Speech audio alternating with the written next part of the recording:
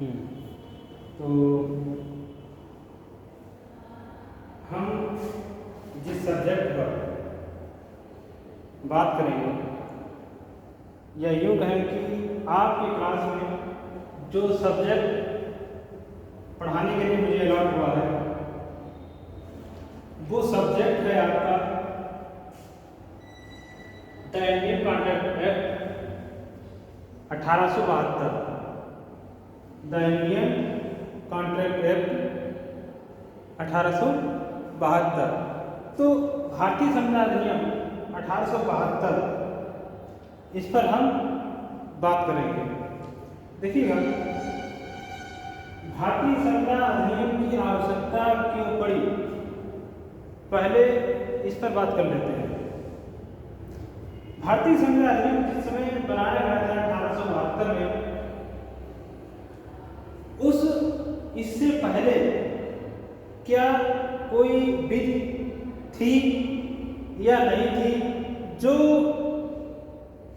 व्यापार को, बिजनेस को, करार को, एग्रीमेंट को, कॉन्ट्रैक्ट को, इनको रेगुलेट कर सके। प्रश्न ये उत्पन्न होता है कि इंडियन कॉन्ट्रैक्ट एक्ट 1872 बनाने से पूर्व क्या कोई विधि ऐसी नहीं थी जो कॉन्ट्रैक्ट को रेगुलेट कर सके, जो एग्रीमेंट को रेगुलेट कर सके, या जो बिजनेस व्यापार को रेगुलेट कर सके? क्या इनको रेगुलेट करने के लिए कोई विधि थी या नहीं थी? तो इस संबंध में अगर हम उठा के देखते हैं तो पहले छोटे छोटे इंस्टीट्यूट, कस्टम, यूजेज, ये सब थे।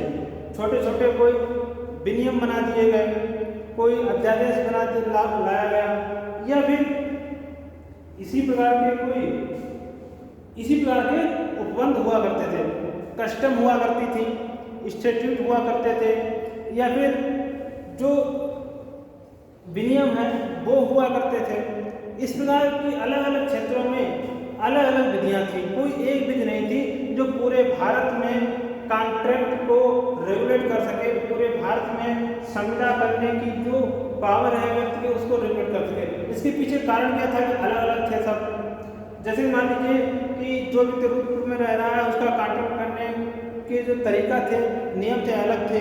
नैनीताल में रहने वाले के नियम कानून अलग थे संविदा करने के। तो ऐसी स्थिति में ऐसा क्यों था?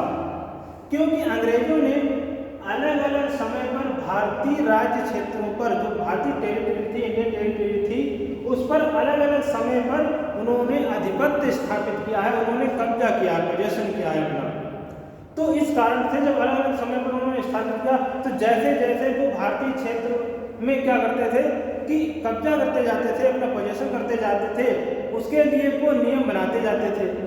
जब संपूर्ण भारत में 1857 की क्रांति के बाद 1857 की जो क्रांति हुई थी, उसके बाद में अंग्रेजों ने पूरे भारत पर एक साथ शासन करना चालू कर दिया था।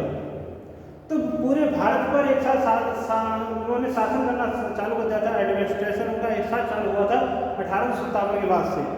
तो ऐसी अवस्था में उन्होंने क्या किया कि ये सोचा कि अब ये संविदा करने की, कॉन्ट्रैक्ट करने के लिए जो रेगुलेट करने वाले नियम हैं, लॉज हैं, इनको हटा दिया जाए। क्योंकि अलग अलग क्षेत्रों के लिए अलग अलग लॉज थे, अलग अलग क्षेत्रों के लिए अलग अलग एक्ट थे, इंस्टीट्यूट थे, उन सबको उन्होंने हटा दिया और क्या किया कि एक विधि ले आए पूरे भारत के लिए। कॉन्ट्रैक्ट को रेगुलेट करने के लिए वो एक विधि लेकर के आए, और वो विधि क्या विधि है? Indian contract act 1872। उन्होंने कहा कि पूरे भारत को अब एक ही विधि रेगुलेट करेगी। जो भी व्यक्ति कॉन्ट्रैक्ट करना चाहेगा वो व्यक्ति इस विधि में बताए हुए तरीकों से ही कॉन्ट्रैक्ट करेगा। और अगर कोई व्यक्ति कॉन्ट्रैक्ट करता है वो इससे अलग है, तो फिर क्या स्थिति होगी जाकर के? तो उन्होंने कह दिया है कि धारा 1 का जो सेविंग क्लाज है उसमें कहा गया है कि अगर कोई व्यक्ति कॉन्ट्रैक्ट करता है और कॉन्ट्रैक्ट करने का तरीका ऐसा है जो इंडियन कॉन्ट्रैक्ट एक्ट में बताए हुए तरीके से भिन्न है, परंतु इसके विरोध में नहीं है, तो फिर वो वैलिड तरीका माना जाएगा, उसको क्या किया जाएगा, संरक्षण दिया जाएगा। क्यों ऐसा कहा गया है? क्योंकि धारा 1 सेक्शन 1 है, उसका सेविंग क्लॉज जो है वो ये कहता है कि पहले से बना हुआ कोई अधिनियम है, विनियम है, स्टैट्यूट है या कोई रूढ़ प्रथा है जो व्यापार को रेगुलेट करती थी, कॉन्ट्रैक्ट को रेगुलेट करती थी, अगर वो इस इंडियन कॉन्ट्रैक्ट एक्ट से विरोध में नहीं, अगेंस्ट में नहीं है, तो फिर वो वैलिड बनी रहने दी जाएगी, उसको रिपील नहीं किया जाएगा। और अगर वो इसके विरोध में चली जाती है, जैसे विरोध में कम मानी जाएगी, जैसे उन्होंने क्या है कि इंडियन कॉन्ट्रैक्ट एक्ट कहता है कि जो व्यक्ति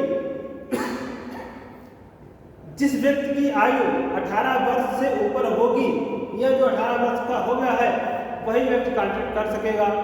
और कोई रूढ़ प्रथा है वो ये कहती है कि नहीं, जो 15 वर्ष का होगा वही कॉन्ट्रैक्ट कर लेगा। तो ऐसी रूढ़ प्रथा जो इस अधिनियम से असंगत है, अगेंस्ट है, विरुद्ध है, वो क्या होगी, वो रिपीट कर दी गई समझी जाएगी। और अगर कोई रूढ़ प्रथा है जो ये कहती है कि नहीं 20 वर्ष का हो जाएगा व्यक्ति तभी वो कॉन्ट्रैक्ट कर सकेगा, तो ये इससे विरोध में नहीं है, तो ऐसी रूढ़ प्रथा को बना रहने दिया जाएगा। सही है। तो इंडियन कॉन्ट्रैक्ट एक्ट को बनाने की आवश्यकता क्यों पड़ी, अभी हमने आपको इस पर चर्चा की। अब बात चलेगी सेक्शन 1, धारा 1 क्या कहती है। देखिएगा सेक्शन 1 जो है वो बताती है शॉर्ट टाइटल, एक्सटेंड और कमेंसमेंट। देखिएगा धारा 1 जो है वो अधिनियम का नाम बताती है, इसका विस्तार बताती है और इसका प्रारंभ बताती है। देखेंगे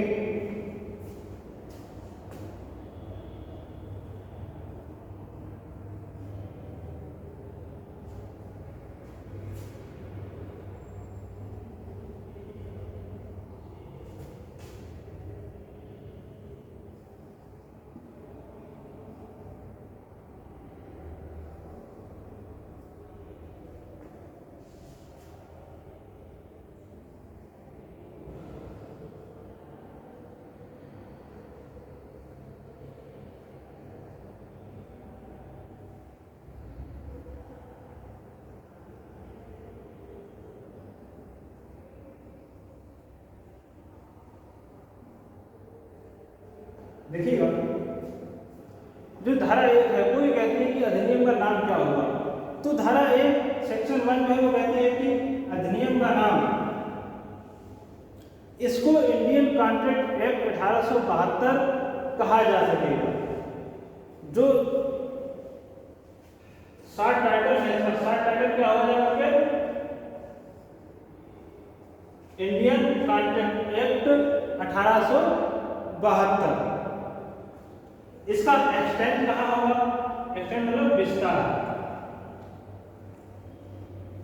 विस्तार। तो देखिए इन्होंने कहा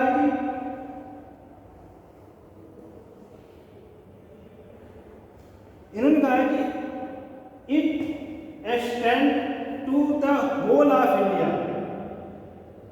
accept the state of Jammu and Kashmir. इन्होंने कहा है कि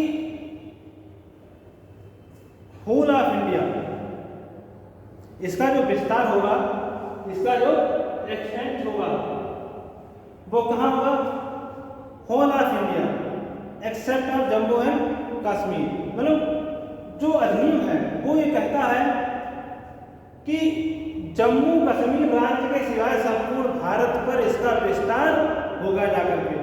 ये बात लागू होती थी आपके जब तक अनुच्छेद 370 को खत्म नहीं कर दिया गया था।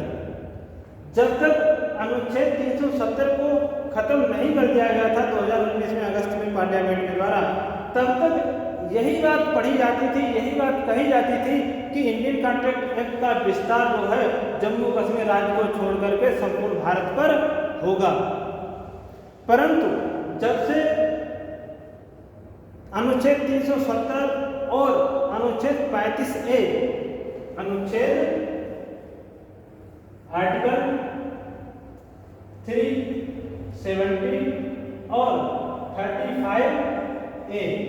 इन दोनों को जब अगस्त में हटा दिया गया 2019 में, तब से अब जो पढ़ा जाएगा कॉन्ट्रैक्ट के बारे में, अब जो पढ़ा जाएगा, अब ये पढ़ा जाएगा कि कॉन्ट्रैक्ट का विस्तार जो है वो पूरे भारत पर होता है, होल ऑफ इंडिया। अब एक्सेप्ट जैसी कोई चीज ही नहीं है, सिवाय जैसा कोई बात ही नहीं है। पहले कहा जाता था जम्मू कश्मीर को छोड़कर सबको भारत पर ही लागू होगा, परंतु अब ऐसा नहीं है। क्यों नहीं है?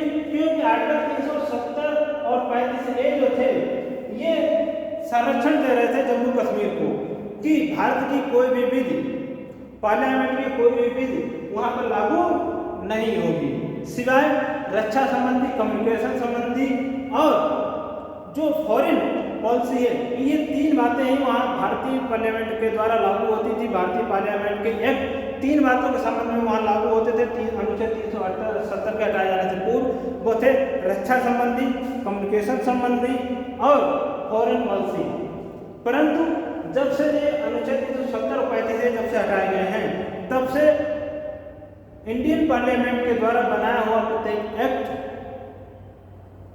जम्मू कश्मीर में लागू हो रहा है। इसीलिए अब जब कॉन्ट्रैक्ट एक्ट को पढ़ेंगे हम, तब ये नहीं पढ़ेंगे except state of Jammu and Kashmir whole of India, ये नहीं पढ़ेंगे। अब पढ़ेंगे होल ऑफ इंडिया। इसका एक्सटेंट कहाँ होगा? कॉन्ट्रैक्ट एक्ट का एक्सटेंट जो होगा यहाँ करके वो कहाँ होगा? होल ऑफ इंडिया, पूरे भारत पर इसका विस्तार होगा जाकर।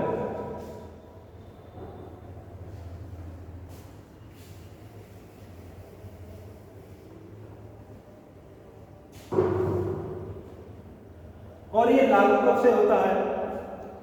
तो इंडियन कॉन्ट्रैक्ट एक्ट जो है, देखिएगा,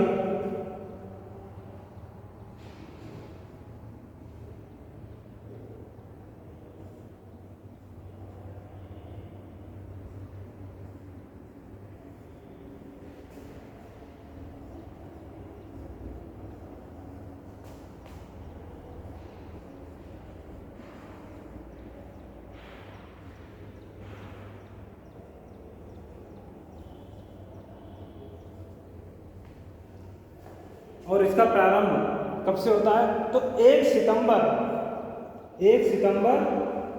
1872 से इंडियन कॉन्ट्रैक्ट एक्ट जो है वो पूरे भारत में लागू हो जाता है। 1 सितंबर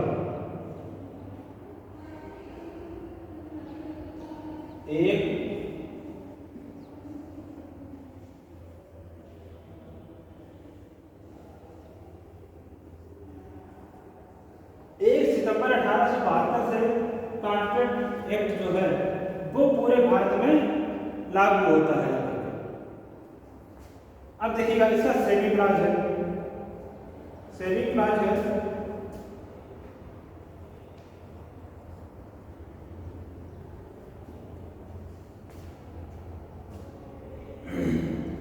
सेविंग क्लॉज जो है वो क्या कहता है? सेविंग क्लॉज जो है वो कहता है कि इसमें अंतर्निष्ठ कोई भी बात एतद द्वारा अवैध रूप से निश्चित न किए गए किसी स्टेट्यूट, अधिनियम, विनियम के बंधों पर, व्यापार की किसी रूढ़ प्रथा पर अथवा किसी संविधान की किसी प्रसंगत पर जो इस अधिनियम के बंधों से संबंध प्रभाव न डालेगी।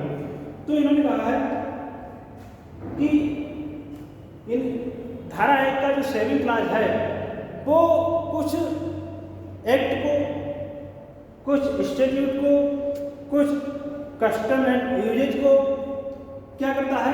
संरक्षण प्रदान करता है कि अगर ये चीज़ें इंडियन कॉन्ट्रैक्ट एक्ट के अंगेस्ट में नहीं हैं तो फिर ये चीज़ें भी बनी रहेंगी और व्यक्ति के संविदा करने की, व्यापार करने की रीत को रेगुलेट करती रहेंगी। और अगर ये इंडियन कॉन्ट्रैक्ट एक्ट के अगेंस्ट में है तो फिर ये क्या होगा? रिपील मान ली जाएंगी। वो क्या क्या चीजें हैं?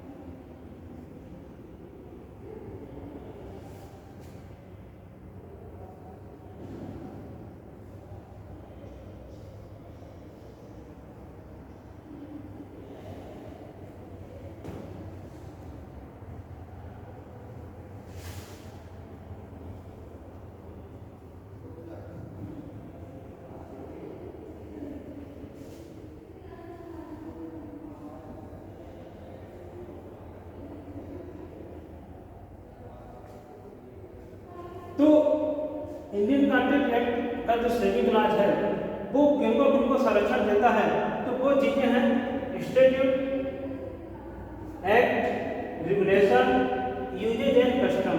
इनको क्या करता है, ये संरक्षण प्रदान करता है कि अगर ये चीजें जो इंडियन कॉन्ट्रैक्ट एक्ट के आने से पहले कॉन्ट्रैक्ट को रेगुलेट करती थी, अगर ये इंडियन कॉन्ट्रैक्ट एक्ट के अगेंस्ट में नहीं है तो फिर ये कॉन्ट्रैक्ट को रेगुलेट करती रहेंगी, ये वैध बनी रहेंगी। और अगर ये इंडियन कॉन्ट्रैक्ट एक्ट के अगेंस्ट में है तो फिर ये रिपील अपने आप ही समझी जाएगी।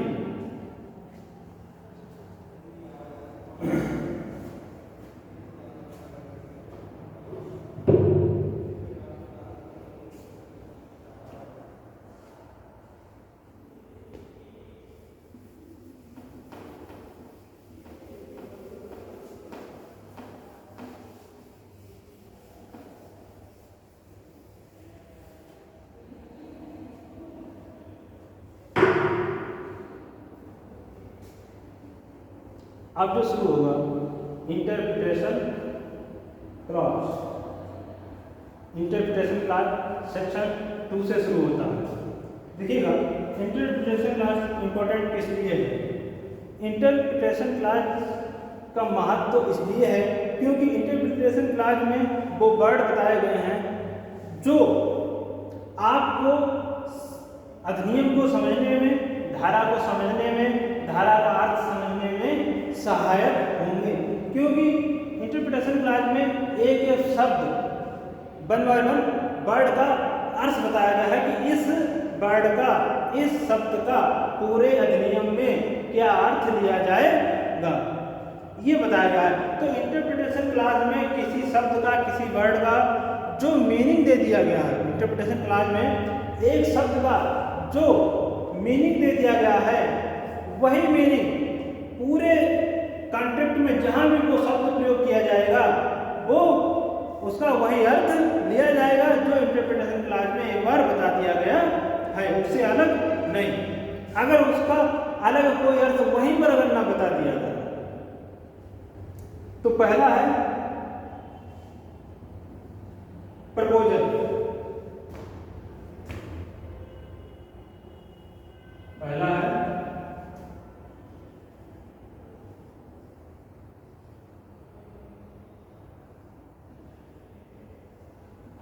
प्रपोजल। प्रपोजल से क्या मतलब है, प्रपोजल का क्या अर्थ लिया जाए, तो इन्होंने कहा है कि प्रपोजल को हिंदी में कहते हैं प्रस्तावना।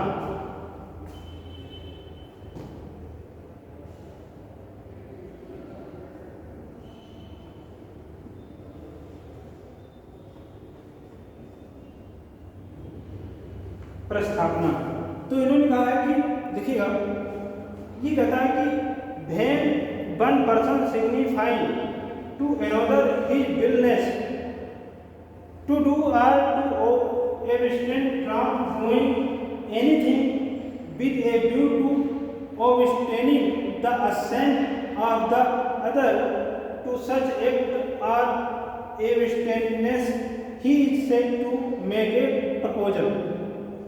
इन्होंने कहा है कि जब कोई व्यक्ति किसी बात को करने या करने से प्रवृत्त रहने की, किसी बात को करने या न करने की अपनी रजामंदी किसी अन्य व्यक्ति को इसलिए संज्ञापित करता है, इसलिए बताता है कि उसकी अनुमति प्राप्त कर सकें, उसकी रजामंदी प्राप्त कर सकें कि हम ऐसा कार्य करें या ना करें। जब ऐसा कार्य वो करता है तब ये कहा जाता है कि उसने प्रपोजल किया। फिर कहते हैं कि जब कोई व्यक्ति किसी बात को करने के लिए या ना करने के लिए किसी अन्य व्यक्ति की उस पर अनुमति प्राप्त करता है, जब कोई व्यक्ति किसी बात को करने या ना करने के लिए क्या करता है कि अपनी इच्छा किसी अन्य को जाहिर करता है ताकि उसकी रजामंदी प्राप्त कर सकें कि हम ऐसा कार्य करें या ना करें, तब यह कहा जाता है कि उस व्यक्ति ने जो किसी बात को करना चाहता है या नहीं करना चाहता है, उसने उस सामने दूसरे वाले व्यक्ति से क्या किया है, प्रपोजल किया। देखिएगा,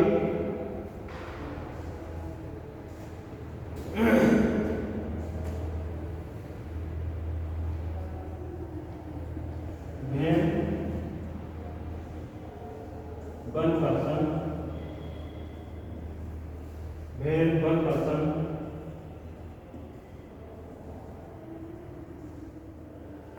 signify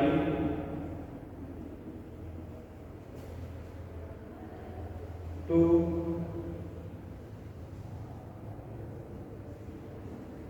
another his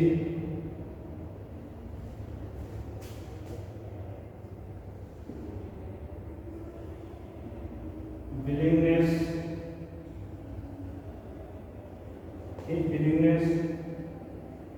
to do or to abstain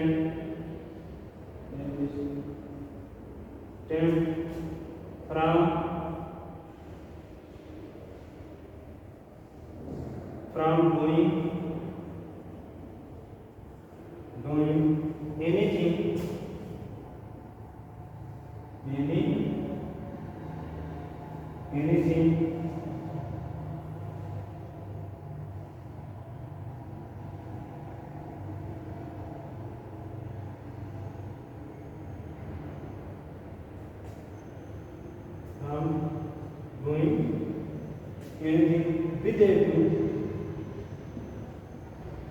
with a view to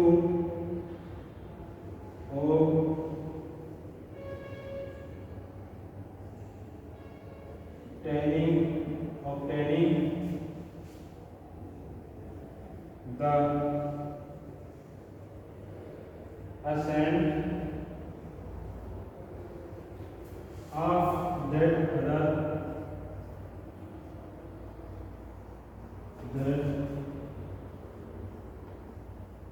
other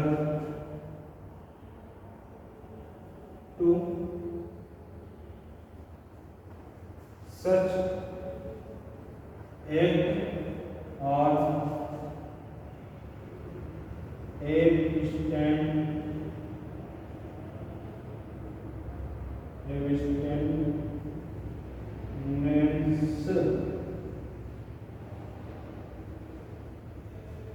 he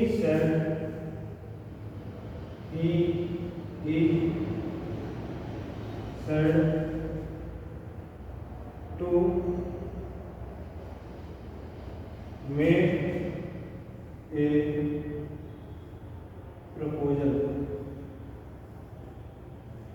देखिएगा, इन्होंने कहा है कि जब भी एक व्यक्ति किसी बात को करने या करने से प्रबल रहने की अपनी रजामंदी किसी अन्य को इस दृष्टि से अनुवाद करता है कि ऐसे कार्य हो सके तो सामने की अनुमति प्राप्त करे तब प्रस्तावना करता है, कहा जाता है। इन्होंने कहा है कि जब कोई व्यक्ति किसी बात को करने one person signify to another his willingness, अपनी रजामंदी, to do or to abstain, कोई बात करने या करने से प्रकट रहते हैं कि from doing anything with a view to abstaining the assent of that other। जब कोई व्यक्ति किसी बात को करने या करने से दूर रहने की अपनी रजामंदी किसी अन्य को इस दृष्टि से संज्ञापित करता है कि उसकी अनुमति, उसकी असेंट, उसकी अनुमति अभी प्राप्त कर सके, ऐसे कार्य करने या ना करने के लिए उसकी अनुमति भी प्राप्त कर सके, तभी कहा जाता है कि उस व्यक्ति ने क्या किया है, प्रपोजल किया है। He is said to make a proposal। इसको एक इलस्ट्रेशन के माध्यम से समझ लेते हैं, इसको इलस्ट्रेशन के माध्यम से समझ लेते हैं।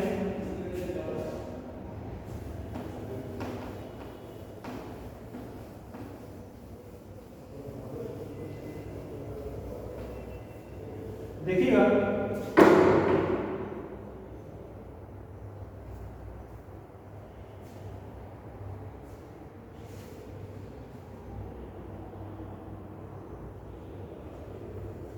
एक व्यक्ति है ये नाम का,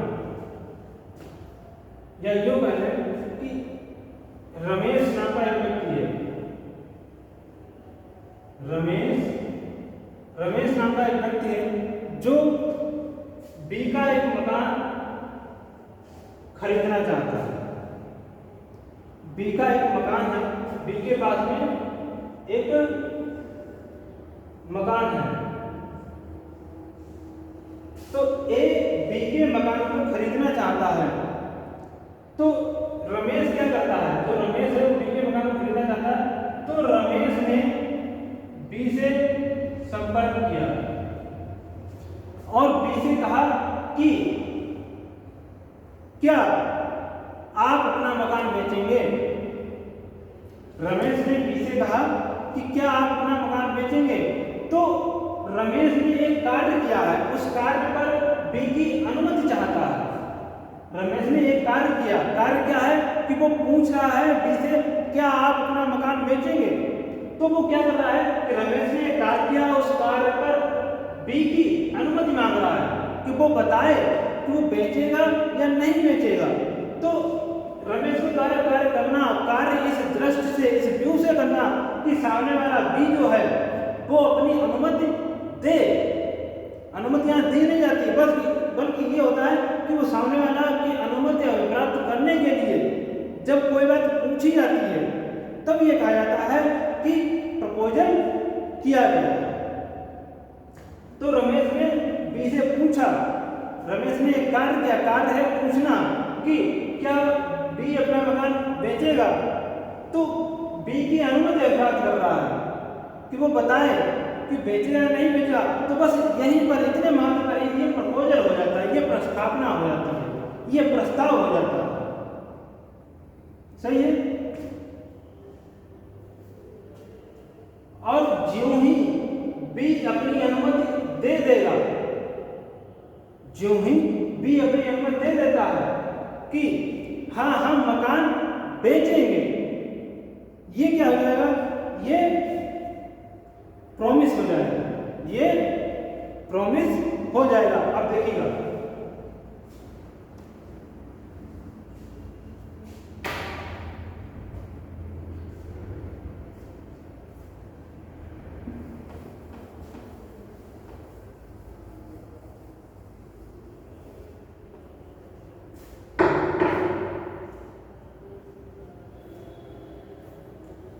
अब हम देखेंगे promise.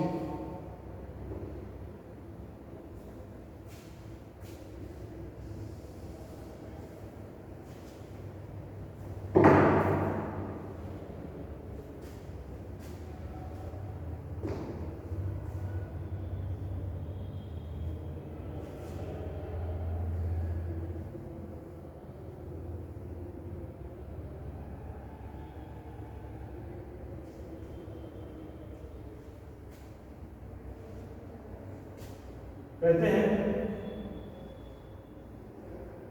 when the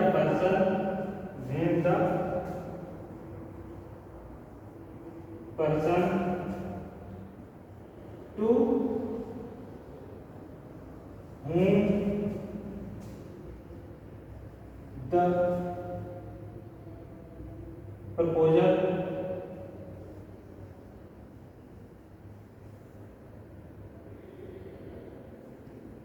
is made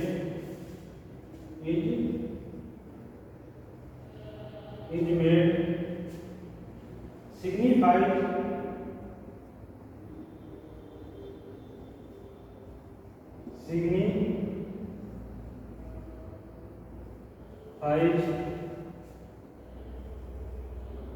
his assent thereto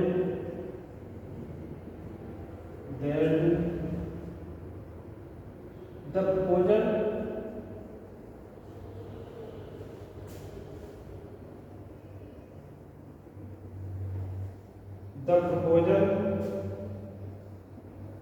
is said to be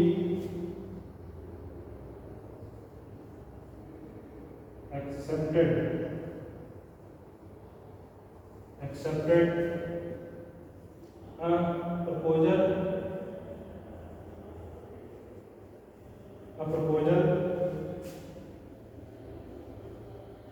then accepted become a promise.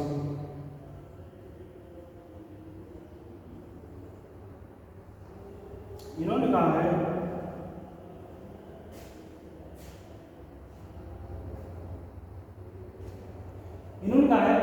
कि when the person to whom the proposal is made, वह व्यक्ति जिससे प्रपोजल किया गया है, तो एक वही उदाहरण, पिछला वाला उदाहरण उठा लेते हैं कि रमेश ने प्रपोजल किससे किया था?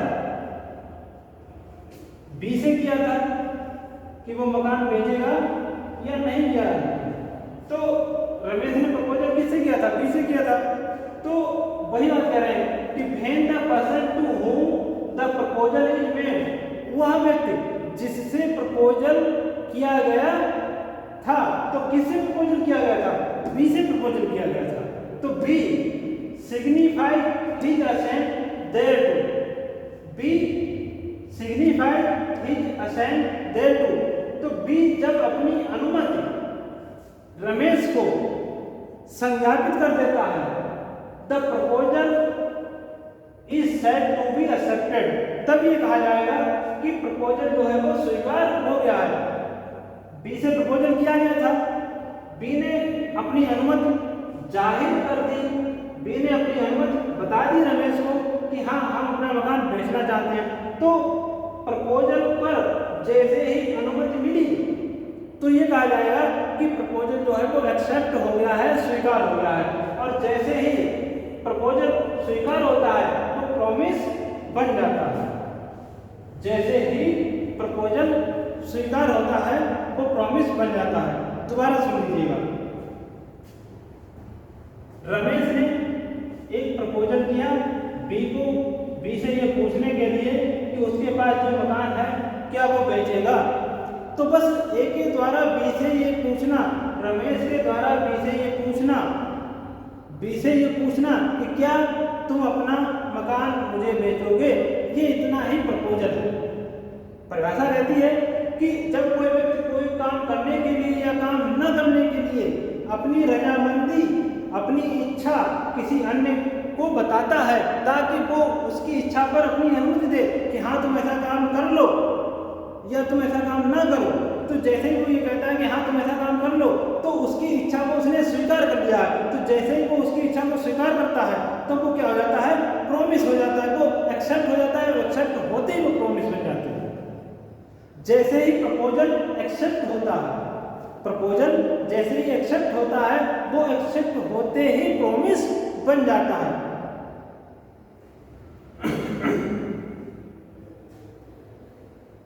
तो इन्होंने कहा है कि रमेश ने जैसे ही बी से ये कहा कि क्या आप अपना मकान बेचेंगे, तो बी से प्रपोजल किया गया था, बी ने क्या किया? उस प्रपोजल को एक्सेप्ट कर लिया। एक्सेप्ट करने का मतलब है कि उसने उस प्रपोजल पर अपनी असेंट दे दी। और जैसे असेंट दे दी ये कहा जाएगा कि उसने स्वीकार कर लिया है, एक्सेप्ट कर लिया है। तो प्रपोजल जैसे ही एक्सेप्ट होता है, प्रपोजल पर जैसे ही असेंट प्राप्त होती है तभी कहा जाएगा वो एक्सेप्ट हो गया है। और जैसे प्रपोजल एक्सेप्ट हुआ उसी क्षण वो क्या बन जाएगा? प्रॉमिस बन जाएगा। वो एक क्या बन जाएगा? प्रॉमिस। वो एक प्रॉमिस बन जाएगा, वो एक वचन हो जाएगा। प्रस्थापना प्रतिग्रहित होते ही क्या हो जाती है, प्रस्तावना प्रतिग्रहित होते ही या प्रस्तावना एक्सेप्ट होते ही क्या हो जाती है, प्रॉमिस हो जाती है। जैसे एक अन्य उदाहरण से भी समझ लीजिए।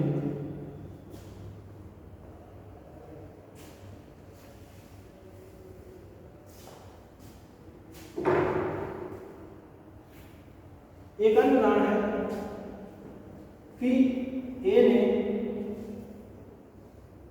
बी से कहा, ए ने बी से कहा,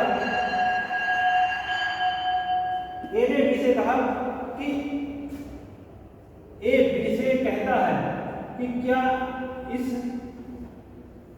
इस रोड पर हम एक गड्ढा खोद लें। ए बी से पूछता है, बी को अपनी इच्छा जाहिर करता है कि बी की अनुमति प्राप्त हो जाएगा तो वो इस पर गड्ढा खोद ले। तो ए ने जैसे ही बी की अनुमति प्राप्त करने के लिए पूछा कि क्या हम इस रास्ते पर गड्ढा खोद लें, तो ए के द्वारा क्या किया गया, प्रपोजल किया गया। और वह व्यक्ति जिससे प्रपोजल किया जाता है, वह कौन व्यक्ति जिससे प्रपोजल किया जा रहा है, बी है। तो बी इस प्रपोजल पर जैसे ही अपनी अनुमति देता है, असेंट देता है, तो वो प्रपोजल क्या होता है, एक्सेप्ट हो जाता है। और एक्सेप्ट जैसे ही हो जाता है वो क्या हो जाता है, प्रॉमिस बन जाता है। सही है। इसने क्या किया है, प्रपोजल किया है, प्रपोजल किया है। इसने क्या कर दिया है, जो प्रपोजल आया था इसको एक्सेप्ट कर दिया, इसको क्या कर दिया है, एक्सेप्ट।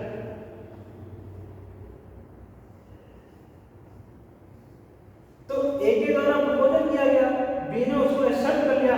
तो प्रपोजल और एक्सेप्टेंस ये दोनों जैसे ही मिले वो क्या बन गया है, प्रॉमिस बन गया। ये प्रपोजल जैसे ही एक्सेप्ट होता है, प्रपोजल जैसे एक्सेप्ट होता है, ये कहा जाएगा प्रस्तावना प्रतिग्रहित हो गई। और जैसे ही प्रपोजल एक्सेप्ट हुआ वो प्रॉमिस बन गया। इन दोनों से क्या उत्पन्न हो गया करके, प्रॉमिस। सही। तो आज नहीं करते।